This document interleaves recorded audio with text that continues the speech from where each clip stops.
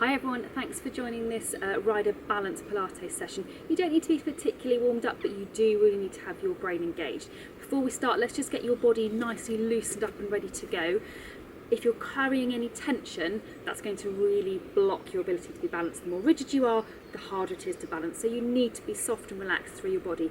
You know this anyway, but sometimes we just need to be reminded of that. So feet equally underneath you, and let's start with some nice big shoulder rolls, nice big movements up, back and down, getting that opening through the front of your shoulders, making sure you're not carrying any tension through your neck and through those shoulders and right down through to your hands. Let your hands just go nice and loose and floppy. Okay, then we're going to have one foot in front of the other. Have your arms across your chest, trying to keep equal weight through your feet and your pelvic headlights pointing to the front. You're turning your shoulders from side to side. So feel what's happening through your feet, try to minimize the wobbles. That nice smooth turning. Imagining you're on the horse and you're trying to minimise the impact of your turning on the horse underneath you. Okay, let's swap and put the other foot in front. You might find that one diagonal position of your legs is easier than the other. That's quite normal. Obviously it's something that you want to be trying to minimise. So you're making yourself more and more symmetric. It's not just about symmetry of strength, it's about symmetry of movement, it's about symmetry of control and balance, all those things coming together. And then bring yourselves back up. Okay, I'd like you to see if you can go on your toes. If you can't do this one on your toes, you can do this with your feet flat on the floor, and you're going to march on the spot. It's always much harder holding your balance when you're just stood on your toes. But when you think about, whoops, she goes, falling over, it's because I changed where I was looking. If you think about when you're in the saddle, actually a lot of our weight goes down very much through our toes, through the balls of our feet. So particularly if you're jumping, off I go again, particularly if you're jumping, so you do want to really practice that ability, we'll be coming back to this in a minute, balancing on your toes. Okay, bring your feet back down again. So this next one, we're going to really challenge thinking about your awareness of what is happening through your body without looking at it. I'd like you to see if you can do this with your eyes closed and go by the feel. If it falls apart completely, open your eyes. You should have an easier job than me because I suspect you're on a nice firm floor. So we're going to go onto your toes, bend your knees, drop your heels, straighten. Onto your toes, bend your knees, drop your heels, straighten. Onto your toes, bend your knees, drop your heels, straighten. Onto your toes, bend your knees, drop your heels, straighten. One more time this way, onto your toes, bend your knees, drop your heels, straighten. Open your eyes, just make sure that everything is still in one piece. We're going to do the reverse now, so again, try and do it with your eyes closed if you can. So you're bending your knees, lift your heels, straighten your knees, and down. Bend, lift, straighten, down. Bend, lift, straighten, down. Bend, lift, straighten, down. Bend, lift, straighten, down. One more time. Bend, lift, straighten, down. Super job. Open your eyes, reorientate yourself with where you're going. Okay, so this next one, again, hopefully you'll find it a little bit easier than me because you've probably got a little bit more space and your ground is going to be a little bit firmer than mine.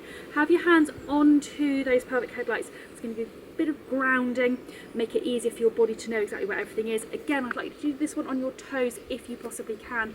We're going to do your star lunges. So you're going to go forwards, diagonally forwards, side, diagonally back, back onto a bent knee, into the reverse on that leg, back onto the bent knee, diagonally back, sideways, diagonally forwards, and forwards. Then we're going to swap and go onto the other leg. You're going to go forwards, diagonal, side, diagonally back, into the corner, and back.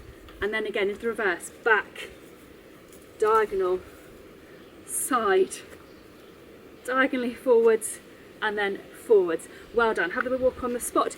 If you find that really easy, you can challenge yourself by making that loads harder. I really just at the moment don't have the setup to be able to doing that. Okay, right, we're going to move on to your warrior exercise with an added twist, literally, if you want to give it a go. So the front view with your warrior, hands in front as if you're holding onto your reins and you're going forwards and back. The side view, forwards and back. Don't worry if you can't get your leg completely horizontal. It doesn't matter at all. You can make the movement as big or as small as you want to. The added twist, if you want to give it a go, I'll do it from this position because it's probably a better angle, is to stay in that forward position and see if you can rotate your pelvis to one side and then rotate your pelvis to the other side. Ideally, if you can stay there and hold that position while you're doing that rotation, great. If you feel that you need to come back and give yourself a rest, it's really hard work on your glutes, but this is such a good one. Now obviously we're slowing it right down, and I'm well aware that when you're in the saddle, things tend not to happen at this speed. But for most of us, trying to do this sort of balance exercise at speed, unless we're doing it all the time, that's pretty much asking for disaster. Not only that, you lose the quality of what you're doing, therefore you lose the benefit. Let's have a go onto the other leg. So again, start off just seeing how smoothly you can do the straightforward, forwards and back. Again, side view in case you've forgotten. I'm going to stay in shot.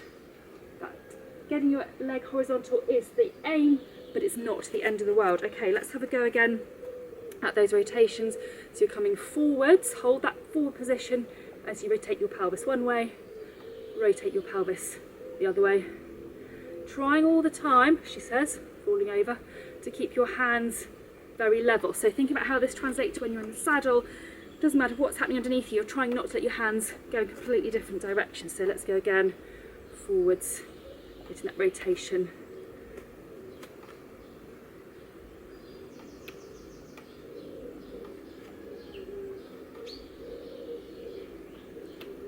One more. I feel my back leg starting to drop, starting to get a bit tired. This is really hard exercise. Super. Okay, have a little walk on the spot. Give your bottom muscles, give your calf muscles a little bit of a breather. Okay, we're now going to do an exercise taking you back in completely the opposite direction. Really good exercise for everybody, but particularly if you jump. We're going to do a rear lunge. We're going to go backwards and lean down through your body. So the side view for this one, as you go back, you're looking to aim for a straight line, foot, knee, pelvis, shoulder. So you're not arching through your back, you're not dipping in the middle, that straight line. Swap and go onto the other leg. So you're looking to get that control all the way down through your tummy muscles, through your hip muscles, but you're controlling your weight. You're balancing yourself as you go back. Now you can make this a bit harder. Hold your hands as if you're holding reins, and you can make it harder still by opening one hand out. So say if you're going down a big drop fence and you let go with one hand, you still want to have that control, that balance, even though you've only got one hand on the reins.